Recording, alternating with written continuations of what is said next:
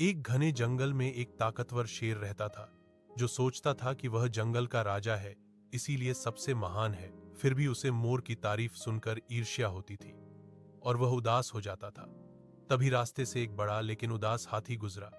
तो शेर ने पूछा, तुम इतने शक्तिशाली हो, फिर उदास क्यों?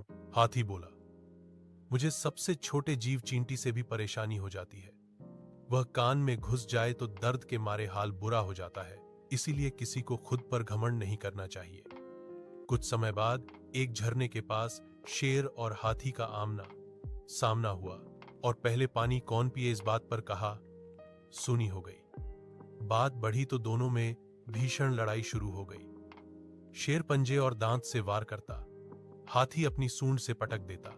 दोनों थकने लगे और घायल भी हो गए।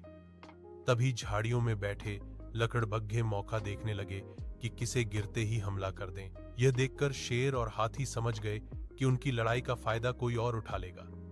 दोनों ने समझदारी दिखाते हुए लड़ाई रोक दी, साथ मिलकर शोर मचाया। लकड़बग्घे भाग गए और शेर व हाथी ने आपस में दोस्ती कर ली। उस दिन शेर ने सीखा कि हर किसी में खूबियां कमियां होती हैं। ईर्ष्या और घमंड से केवल दुख मिलता है और मिल जुलकर रहने में ही भलाई है। जंगल के जानवर भी खुश हुए कि दो बड़े जीव मिलकर अब सबकी रक्षा करेंगे और अनावश्यक लड़ाइयों से बचेंगे। शिक्षा, ईर्ष्या और घमंड छोड़कर अपनी खूबियों पर ध्यान दें। हर किसी में कुछ खास होता है।